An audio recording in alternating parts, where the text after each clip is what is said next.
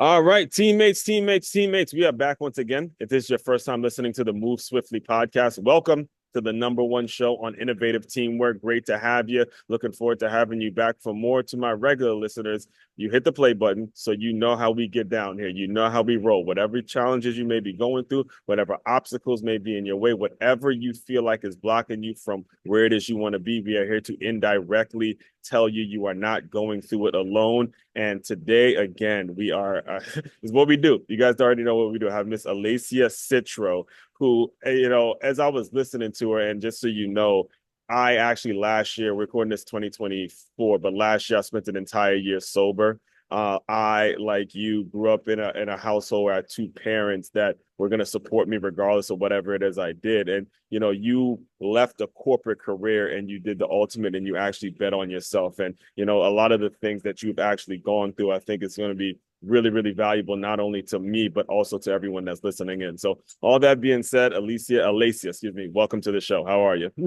Good. Thank you for having me. I love your energy and how you open the show. I'm like taking notes for my show. This I is love what it. we do, girl. This is what we do. I've been doing this for a while now. And, I'm going to give you the microphone for a second because I may have stepped on speaking on your background a little bit, because I am really, really excited to hear from you and hear all the work that you're doing. I mean, as I was tuning in, actually, one of my favorite authors, Mel Robbins, The 5 Second Rule, because you dive so deep into habits and how those habits lead to so many results. So, why don't you just kind of introduce yourself a little bit more, talk a little bit about your background, and then we'll kind of get into your corporate career and then what made you jump and all that kind of stuff. So, the microphone is yours.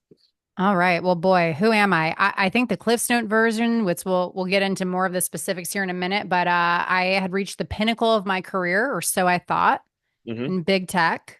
And then 2020 happened and I got right sized.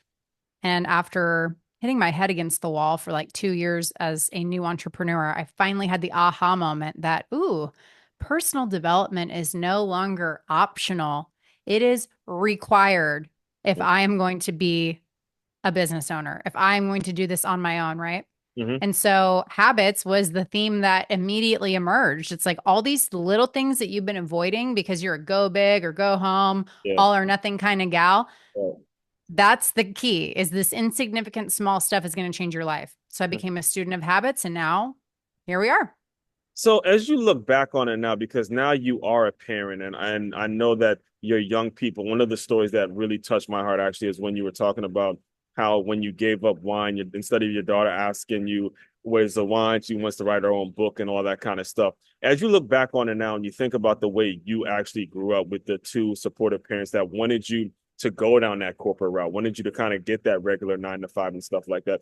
What sort of what sort of thoughts do you have on that when you look back at your kind of your younger self and say, man, I wonder if I would have did this. I wonder how things would have worked out, kind of speaking on it because, and before you answer, you made a point to mention personal development. And I 1000% agree with you. It is absolutely required. If it wasn't required before 2020, it damn sure was after because it was a crazy time. So kind of speak to that a little bit and, we'll tailor it from there.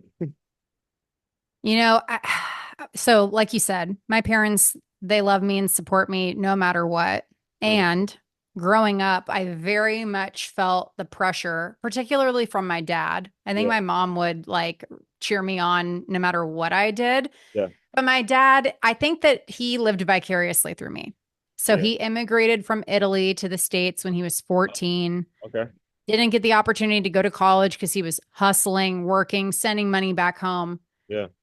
I was his realization of the American dream. So at the time, I was the only one in my entire family who went to college. Shout out to my little brother who went back, got his degree when he was older, which I think Shout is out little even bro. harder. Shout out little bro. Yeah. Good for Shout you, out to man. John Luca. He's the best. We have very Italian names, as you can't tell. Yeah. So I think that living vicariously, like my dad through me, Hmm. it set me on a path to do things that maybe weren't authentic to me. Wow. Like I am such a free spirit, love spontaneity, love being in charge, don't like rules, don't like being told what to do. Not exactly a recipe for a great employee. I was a great employee Yeah. until I wasn't, but I Hmm. think that that was actually what led me into alcohol use disorder and a lot of these like escapism things because Yeah. I wasn't living authentically to me. Yes, I And understand. now, even though I'm an entrepreneur who's like very much still in launch mode, getting off the ground, Hmm. I went from the pinnacle of my career making like more than $250,000 a year Hmm. to now like doing my cash flow projections. Like, okay, I probably need to make this launch happen soon. Right. Like life is real now, but I am so much happier and so much more fulfilled because I'm doing what's true to me. Amazing. And just so we're clear now, the companies that you previously worked for, they include Salesforce, Google, a lot of companies that a lot of people a lot of people know about, very popular companies. What were the days like? Walk us through the day to day where you really felt like, I get that I'm at this great company. I get that my dad is proud. Everyone's seeing the exterior side of me, but on the interior, things have to be burning. Things have to be like, there's something more. At least I could do more. Walk us through some of the day to day. Back when and my first tech job, Hmm. house.com, back then this is actually kind of embarrassing to admit, but I'll just paint the picture for you. I had to make 100 calls a day. I was an inside sales rep. I had this is so funny to tell now, but I had like a little bowl of like beans. Like, I Yeah. don't know what they were, but like I would use the beans as counters for my calls to make sure I hit the requirement every single day. So Yes. like, imagine your typical inside sales rep like pounding the phone, right? So Yeah. that was me. Then I go to Salesforce. It's different, a lot more consultative, which was great. But and still though, like grinding. And then I would like hit it so hard to blow my quota out. Multiple President's Club winner, like did great there. But Mm-hmm. I would blow my quota out, go real hard, and then sit back, take it easy for a little bit. And then I'd be like, oh shit, Yeah. I got to go real hard again, Mm-hmm. blow my quote out, sit back. So it was boom, bust, up, down, up, down. Mm-hmm. And that continued into Google, where then everything imploded because I started there on March 2nd of 2020. I was like the last in-person onboarding class for like 2 years or something. Don't quote Right. me on that, but you get the picture. Mm-hmm. And I was the only one on my team that had a child and that was married. So Mm-hmm. all my colleagues, all my teammates, they're just like pouring themselves into work, right? Mm-hmm. Meanwhile, I could only work 3 hours a day while my daughter napped. And I Yeah. was very honest about that. My boss knew that that was going on, but I began to drown and slip. And Mm-hmm. because my identity was attached to all this external stuff, being a quota crusher, being really Mm-hmm. successful, once that went away, I had an existential crisis Mm-hmm. and eventually left. I'm like, I can't do this anymore. So I think the curtain got pulled back for me much sooner than it would have. I think I probably would have eventually come to this realization. Mm-hmm. But yeah, I like to beat to my own drum, and that's hard to do when you're working for other people.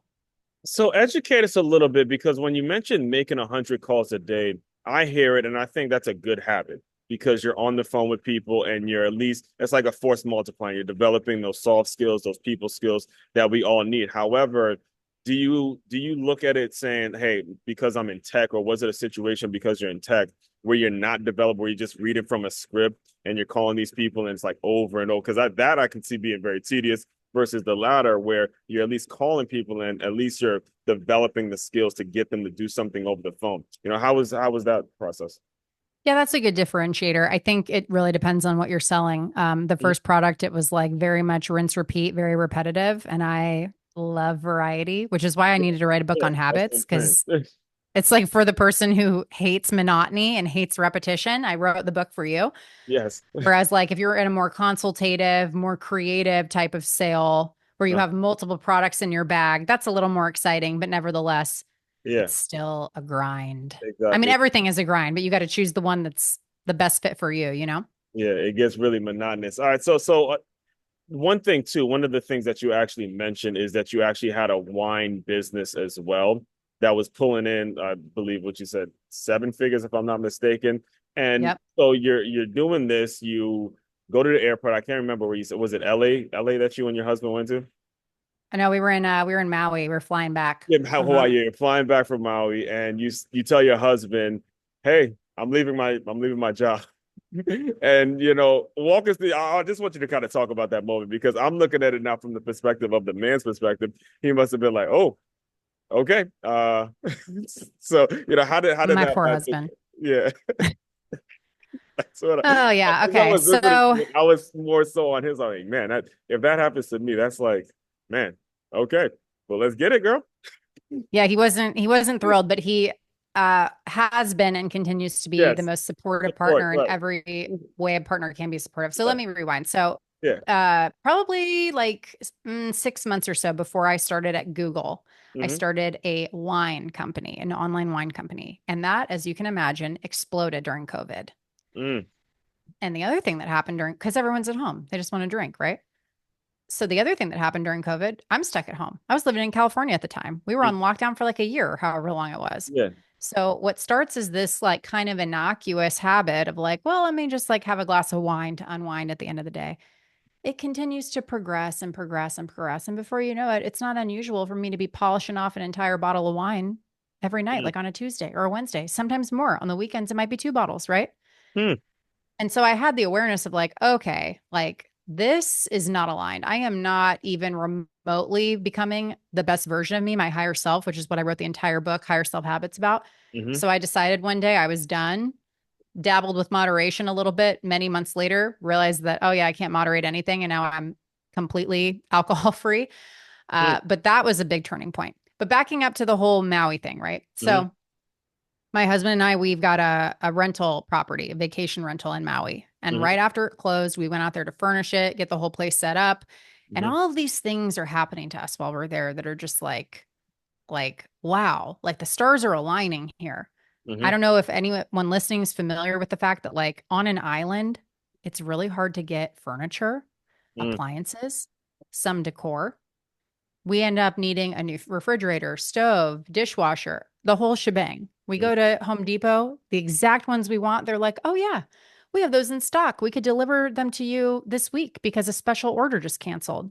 We're mm, like, wow, that's lucky. mm-hmm. And we So the go, we stars need were to like get aligned a with bed. little things. Yeah. Oh, yeah, we need to get a bed because the one I ordered on Wayfair looked like doll furniture. I ended up having to sell it on Facebook Marketplace. And I'm like, what are we going to do? We have to have a bed. Go Right. to a furniture store. The only bed in the entire place that I liked that fit the vibe, they're like, oh, yeah, we have it in stock. Special order just canceled. Maybe it was the same people. I don't know.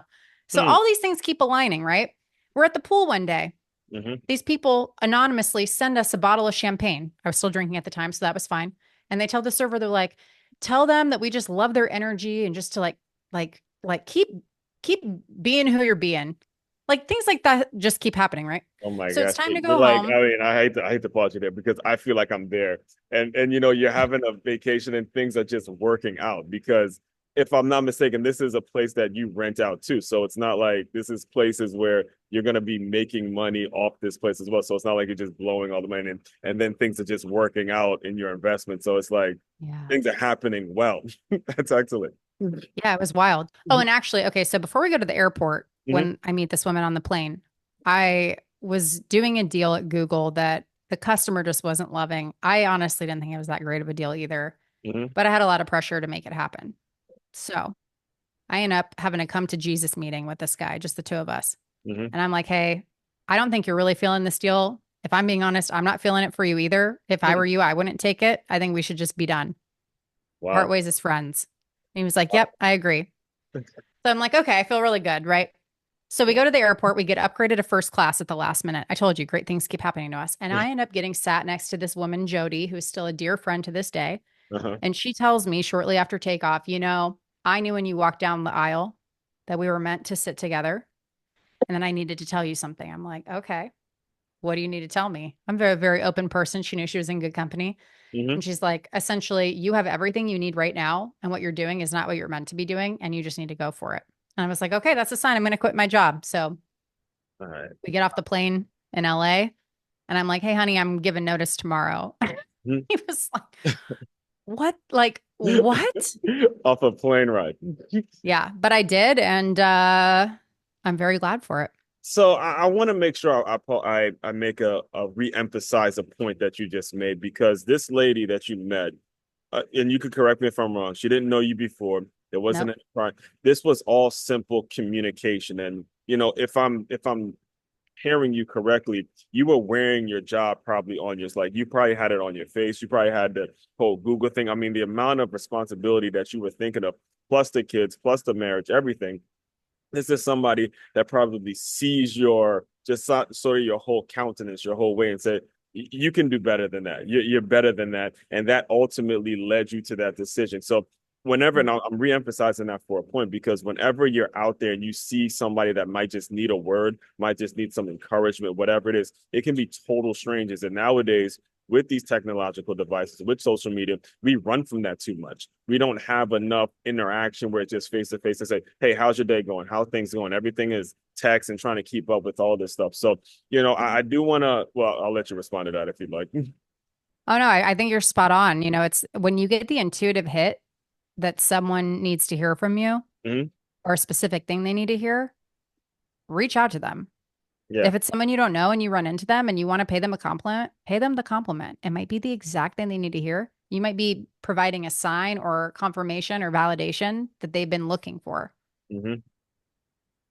All right, and the reason I brought that up is because I'm looking at the book right behind you. It says Higher Self Habits, and as you have expressed in previous episodes that I was listening to, writing the book was a challenging thing for you because you yourself are a reader, and again, you have that corporate mentality where you're kind of comparing yourself and you're making it so like, okay, is this going to be as good and stuff like that? So walk us through the entire book writing process because having the intellectual property, one of the things that made me write a book was the fact that a lot of people were hearing me speak and I was very motivating and all that kind of stuff. But having intellectual property, in my opinion, is still the most powerful thing you can have because you have power, you have property over your intellect, and nobody can take that away from you. So, walk us through that process.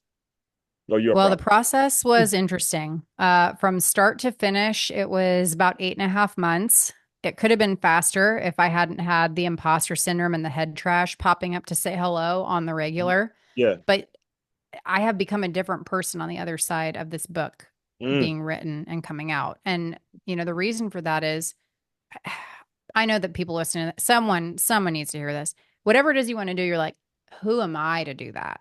I'm like, who am I to write a book on habits? mm, It wasn't that long ago. I struggled to wash my face every night. mm, Seriously, like this is basic stuff. Who am mm, I to write a book on habits? I have a business degree. I don't mm, know behavioral science. I don't have a degree in that. I don't have a certification in that. Who am I to do it? Well, I got my own transformation through this. The method that I describe in the book is what I accidentally created to stop drinking and turn my entire life around in a myriad of ways. mm, I've helped other people get a transformation. Who am I not to write it? Maybe I am exactly the person to write it because I am so deeply flawed and struggle with this so very much mm, that people need to hear from me, not the person that like habits come easy to, that mm. seems like the qualified one to write it. Right. So whatever you're qualifying yourself out from, that might be the exact thing that qualifies you uniquely to do it and bring it forth.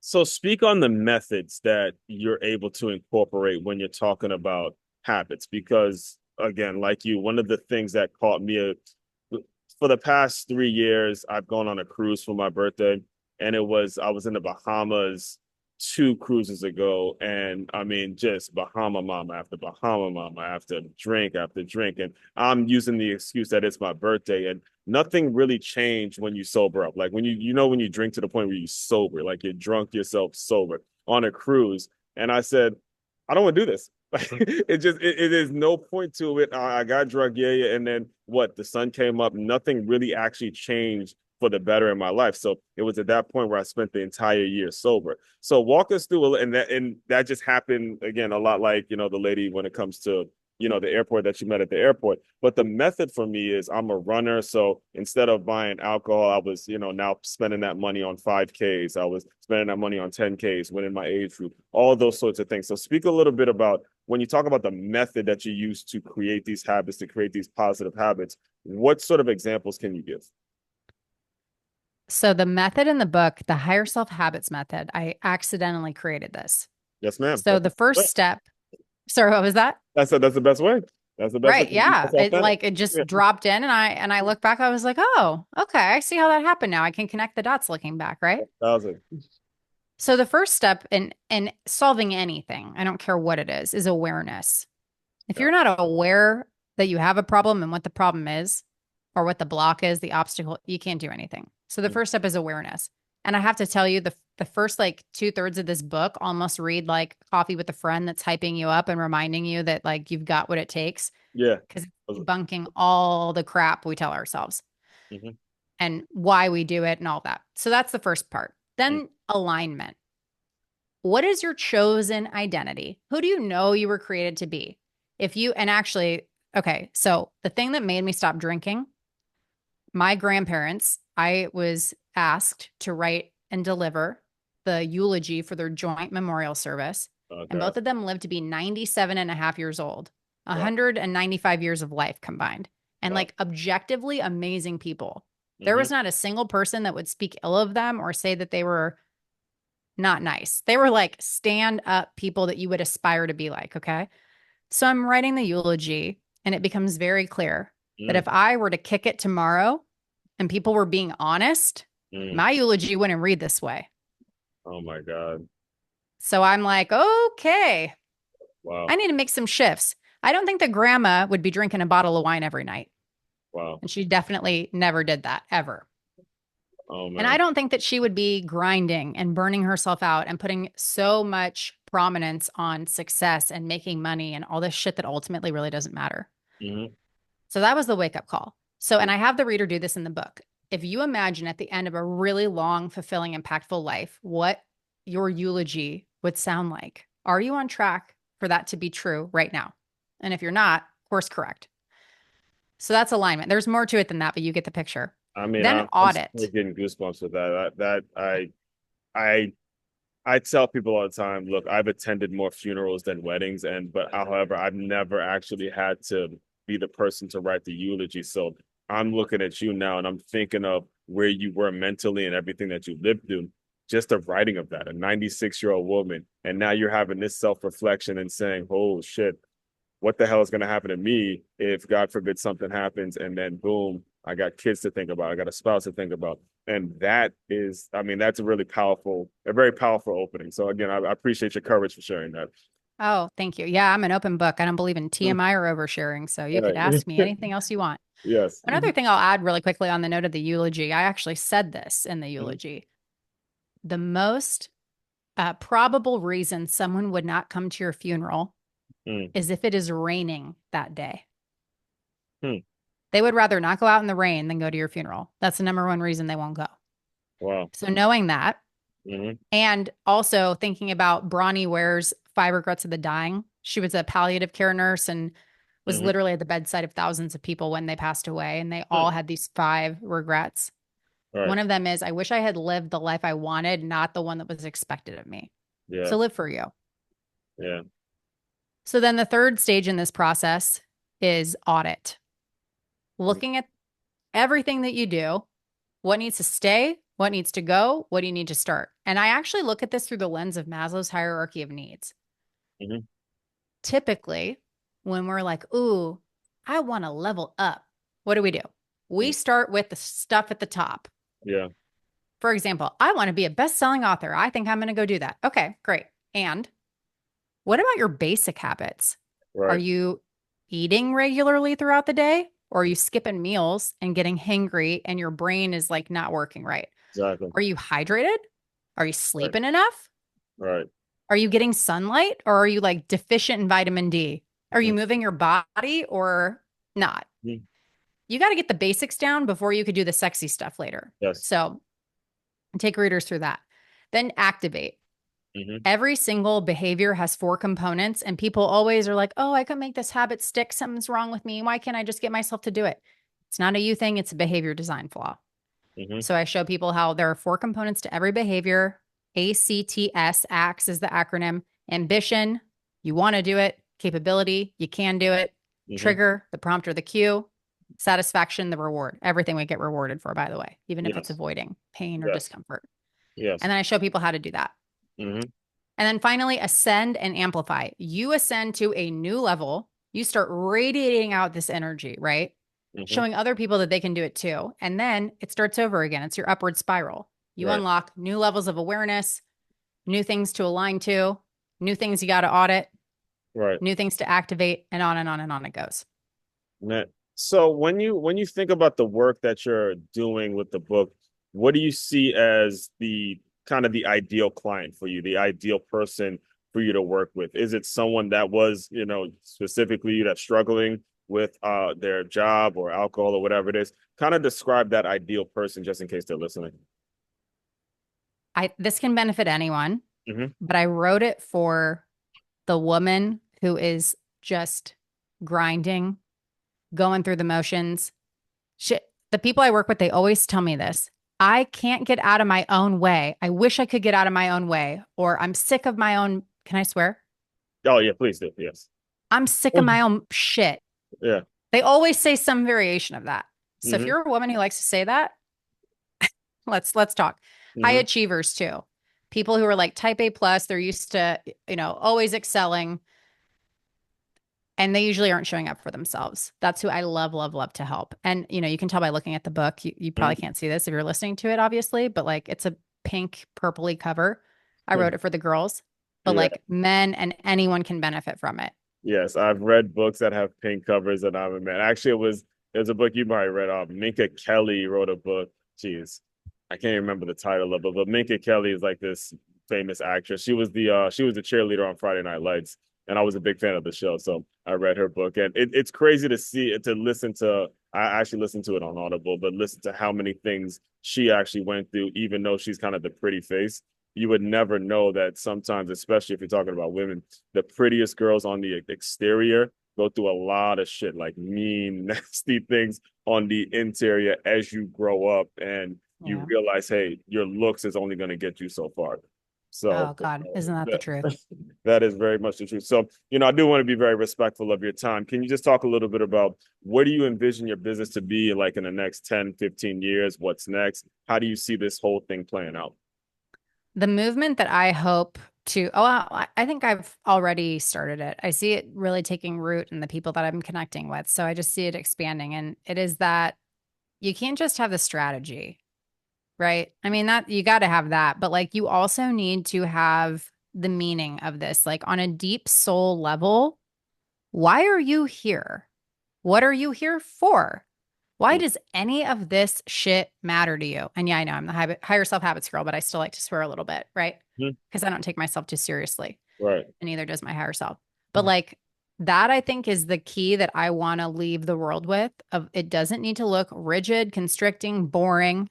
It can be freeing. It can be fun. It can have variety. You don't have to do the same thing every day. I'm like the anti morning routine girl now. Mm-hmm. Turn your morning routine into a menu, maybe a buffet. Right. Have what you want to have. Right. Don't feel like you have to do it all or you failed. Right. Just letting people have more fun with it and to get more curious. So in Yeah. 10 to 15 years, I see this being a hopefully worldwide Mm. movement where people are relaxing a little bit, Yeah. becoming their higher selves and not getting so burned out in the process. And what's the best way for people to get in touch with you? Where do you normally send them? I am very active on the gram, so come find me over there. Alessia Citro, Alessia Citro, and two underscores, because there are other Alessia Citros, which shocked me, but There nevertheless, are. Mhm. yeah, I a lot of them I actually. I'm found you. like, huh, that's weird. I guess I was like just clicked the link, but I didn't see any other ones. They're probably in Italy, most of them. But yeah, I'm probably the only one stateside. So you can find me there. Also, go to my website. It's alessiacitro.com. And if you go to alessiacitro.com/book, you can grab the book there or on Amazon. And then I also have a gift for you. If you are really wanting to tap into like, who is my higher self? I have a guided visualization to help you with that. And I also have a capability guide that will help you break down your behavior and make it easier to do. And you can get both of those at alessiacitro.com/gift. Sounds good. And all of that will be included in the show notes as well. So, Alessia, the final thing I do to close out all the shows is I want you to use your imagination a little bit. You are, I guess, what, 2019 version of yourself. You just finished your second bottle of wine. That version of you, you got to go to work. You got to figure out how to get out of this drunken place and get yourself to work to make a bunch of calls. You're that person. Pretend that version of you has come into the Zoom room. Give her some words of encouragement, and we will officially close. I would tell her I'm so grateful for her because if I had not gone into those extremes, I would not have been able to come out the other side and be who I am now. Mm, And I would just tell her, like, walk towards the light, walk away from the shadows, away from the dark, walk towards the light, who you know you're meant to be. And mm, don't worry so much. It's all going to work out. that's great. That's beautiful, and it kind of goes back into your whole messaging in terms of just do it. Like, you don't have to be so serious. All of us make mistakes. Shit is gonna happen. Just walk into the things that you know are the right things to do. And all of you listening to me, everybody knows what the right thing to do is. I don't want to hear the excuse if you don't know. Those excuses are long and gone. You know exactly what the right thing to do is. Just simply do it every single day. That's all you have to do. All right. All that being Amen. said, fellow teammates, continue to move swiftly. We will talk more soon.